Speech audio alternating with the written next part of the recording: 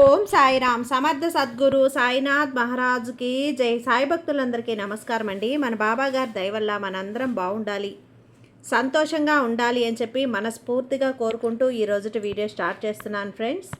ఇక ఈరోజు వీడియోలో మనం చూడబోయేది ఏంటి అంటే, తల్లి నీ భర్త గురించి నువ్వే నమ్మలేనటువంటి రహస్యాన్ని ఈరోజు చెప్తాను. మీ ఇద్దరి మధ్యలో మూడవ వ్యక్తి ప్రవేశం అనేది జరగబోతుంది. కన్నీరు పెట్టి దండం పెట్టి చెప్తున్నానమ్మా, నిర్లక్ష్యం మాత్రం చెయ్యకు.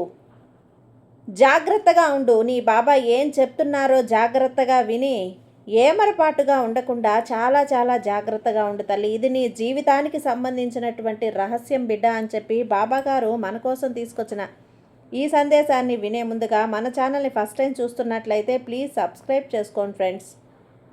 వీడియో నచ్చితే కనుక లైక్ చేసి సపోర్ట్ చేయండి. ఇక వీడియోలోకి వెళ్ళబోయే ముందుగా ఒక్కసారి, ఎక్కడెక్కడో మీరు జ్యోతిష్యం చెప్పించుకొని తృప్తి చెందకుండా, మనశ్శాంతి అనేది లేకుండా, మీ సమస్య అనేది ప్రాబ్లంకి ఆ సొల్యూషన్ అనేది దొరక్క మీరు అసంతృప్తిగా బాధపడుతూ ఉన్నట్లయితే ఒక్కసారి మనకు బాగా తెలిసినటువంటి గురువుగారు శ్రీ షిరిడి సాయిబాబా ఆశీస్సులతో జ్యోతిష్యం చెప్తున్నారు గురూజీ సుబ్రహ్మణ్యం రాజు గారు. Contact number 9908224144. ఈ గురువుగారు నెంబర్ 1 వశీకరణ స్పెషలిస్ట్.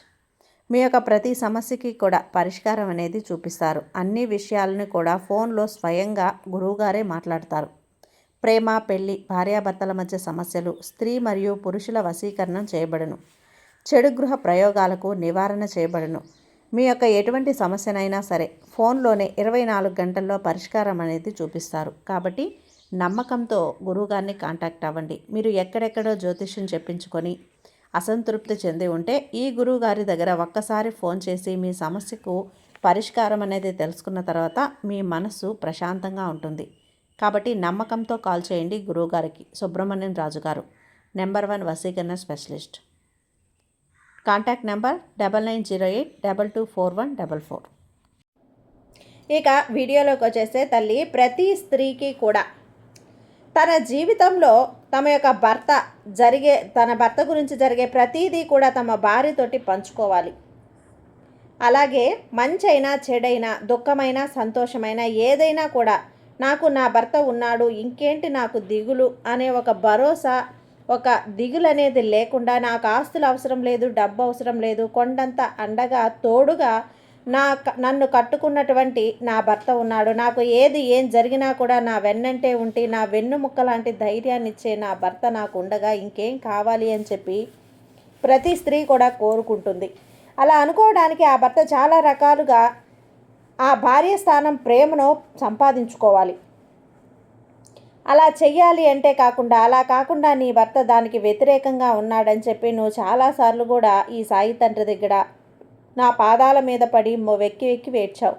నీ భర్త నువ్వు ఆలోచించే ఆలోచనలకు తగ్గట్టుగా ఉంటే, నీ ఆలోచనలు నీకు ఏవైతే ఉన్నాయో వాటికి తగ్గట్టుగా తను మలుచుకుంటే గనక తను నడుచుకోవటం లేదు అని చెప్పి చాలా నువ్వు, అలాగే తనకున్నటువంటి కొన్ని చెడు వ్యసనాలు, చెడు స్నేహాల వల్ల నిన్ను చులకనగా చూస్తున్నాడని చెప్పి నువ్వు కొంతమంది చెప్పేటువంటి మాటలు ఏవైతే ఉంటాయో ఈ చెప్పుడు మాటలు అంటారు కదా, ఆ చెప్పుడు మాటల వల్ల నిన్ను నిర్లక్ష్యం చేసి నీ నోట్లో నుంచి ఏ మాట వచ్చినా కూడా చాలా అలుసుగా చూస్తున్నాడు, చాలా చాలా దురుసుగా మాట్లాడుతున్నాడు, అసలు నిన్ను లెక్క చేయటం లేదని చెప్పి నువ్వు ఏదైతే నోరు తెరిచి అతన్ని అడగకపోయినా కూడా సలహా ఇచ్చినప్పటికీ కూడా ఆ సలహాను చాలా వరకు కూడా నిర్లక్ష్యం చేసి, నీ మాట నాకు నచ్చడం లేదు, నువ్వు మాట్లాడితేనే నాకు అసలు ఇష్టం లేకుండా ఉంది, లెక్కలేదు అన్నట్లుగా చెప్పకనే చెప్తున్నాడు. అలా చెప్పి నీతో కంటే కూడా వేరే వాళ్ళతో ఎక్కువగా స్నేహితులతోటి, బయట వేరే వ్యక్తులతోటి సమయాన్ని గడుపుతున్నాడు.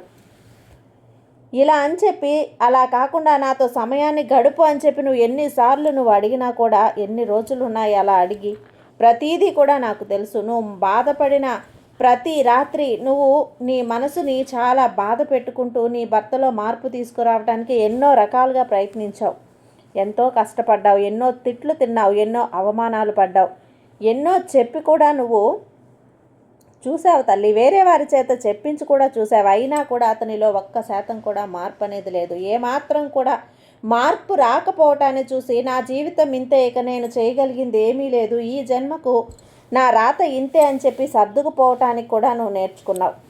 అయితే బిడ్డ, ఇక్కడ దీనంతటికీ కూడా కారణం మీ ఇద్దరి మధ్య ఉన్నటువంటి మూడో వ్యక్తి. ఆ మూడో వ్యక్తి ఒక స్త్రీనా ఒక పురుషుడా అని చెప్పి నేను చెప్పను, కానీ అతను ఒక స్నేహం రూపం మాత్రం నీ భర్తకు దగ్గరగా ఉన్నాడమ్మా. అయితే ఆ వ్యక్తిని నీ మీద చెప్పకనే చెప్తున్నారు. అనేక విషయాలు నీ గురించి అనేక రకాలైనటువంటి చాడీలు చెప్తున్నారు. ఇటు పొగుడుతూ తన మనసులో నీ మీద ఉన్న వ్యతిరేకతను తీసుకొస్తున్నాడు. నువ్వు ఏం చెయ్యాలి అని అతనితో చెప్పినా అంటే నీ భర్తతోటి చెప్పినా కూడా వెంటనే అది తిరిగి ఆ మూడో వ్యక్తికి తెలియటం, ఆ తోటి దానికి వెంటనే బ్రేకులు వేయించేయటం, ఆ ప్రయత్నాలన్నీ కూడా ఆ వ్యక్తి చేస్తున్నారు. వీరిద్దరి మధ్య వేరే రకమైన సంబంధం ఉంది అని నేను చెప్పడం లేదమ్మా, కానీ అది కేవలం స్నేహబంధం. నీ భర్తకు అది స్నేహబంధం. నా మంచి కోసం మాత్రమే చెప్తున్నాడు అని చెప్పి గట్టిగా నమ్ముతున్నాడు. వీధిలో ఉన్నాడే తప్ప నీ భర్త మీ ఇద్దరి మధ్య కూడా ఆ మూడో వ్యక్తి ప్రయత్నిస్తున్నాడు తల్లి అని నువ్వు చెప్పి కారణంగానే నీ జీవితంలో 70% గొడవలు అనేవి ఆ వ్యక్తి కారణంగానే వస్తున్నాయి. అయితే ఆ మూడో వ్యక్తి ఎవరో నీకు ఇప్పటికే చాలా వరకు కూడా తెలుసు. ఆ వ్యక్తి గురించి నువ్వు చాలా ఆ వ్యక్తి ఎవరో చాలాసార్లు నీ భర్త దగ్గర హెచ్చరించావు. వారితో స్నేహం చెయ్యొద్దు అని చెప్పి, వారితో తిరగొద్దు, వారితో మాట్లాడొద్దు అని చెప్పి చూసావు. నీ ముందు స్నేహం చెయ్యను, లేదంటే ఒక్కొక్కసారి చేస్తాను అని చెప్పి, నువ్వేం చేస్తావో చేసుకోపో అని చెప్పి ఇలా రకరకాలుగా నీ మాటను తుంగలో తొక్కి అలా చేసిన పనులు ఎన్నో ఉన్నాయి తల్లి. ఏదైనప్పటికీ కూడా నీ భర్తలో ఈ మార్పుని తీసుకొచ్చే ప్రయత్నం అయితే చేయాలి. అది ఏ రకమైనటువంటి మార్పు అంటే, నీ భర్తని మంచితనంతో మాత్రమే మార్చగలవు. కోపంతో గొడవలతోటి ఏ విధమైన ప్రయత్నం చేసినా కూడా నీ భర్తలో నువ్వు ఇంచు కూడా మార్పును తీసుకురాలేవు. ఓర్పుతోటి సహనంతో నువ్వు చాలా వరకు నమ్మకంతో ప్రేమతోటి నీ భర్తలో మార్పు తీసుకురావాలని చాలా ప్రయత్నించావు. కాబట్టే చెప్తున్నానమ్మా, ఈ మాటలు మాత్రం ఎట్టి పరిస్థితుల్లో కూడా నిర్లక్ష్యం చెయ్యకుండా, ఎక్కడి నుంచైనా కానీ అతను ఎన్నో తప్పులు చేస్తే ఇన్ని రోజులు భరించావు కదా, ఇక కొన్ని రోజులు భరించి అతనికి తగ్గట్టుగా నువ్వు నడుచుకునే ప్రయత్నం అయితే చెయ్యి. అలాగే అతని మాటలు నువ్వు ఏది చెప్పినా కూడా నా భార్య వింటుంది అనే నమ్మకాన్ని అతనికి కలిగించు. అలా కలిగేలా చెయ్యి. అతను ఎన్ని మాటలన్నా కూడా పెదవి దాటి నీ మాట బయటకు రాకుండా చూసుకో. ఓర్పుతో ఉండే ప్రయత్నం చెయ్యిలా నీ భర్తను నువ్వు చిన్నంగా ఈ యొక్క రహస్యాన్ని పాటిస్తూ నీ దారిలోకి తెచ్చుకునే ప్రయత్నం చెయ్యి. దానికి అండగా నీకు నేను తోడుగా ఉంటాను.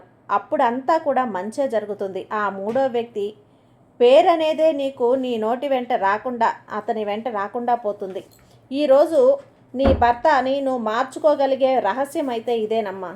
ఇక ఇది నీ జీవితానికి చాలా ఒక సహాయంగా ఉంటుంది. నీ జీవితాన్ని మార్చే ఒక అద్భుతమైన మార్పుగా ఉంటుంది. నేను చెప్పినట్లుగా చేయి. ముళ్ళుని ముళ్ళుతోనే తీయారంటారు కదా, అలాగే నీ భర్త దారిలోనే నువ్వు నడిచి నీ దారికి మళ్ళించుకునే ప్రయత్నం చెయ్యి. ఇదే నేను ఈరోజు నీతో చెప్పాలనుకున్నటువంటి రహస్యం. ఈ రహస్యాన్ని పాటించి ఆచరించావంటే ఖచ్చితంగా నీ భర్తలో మార్పు అనేది వస్తుంది.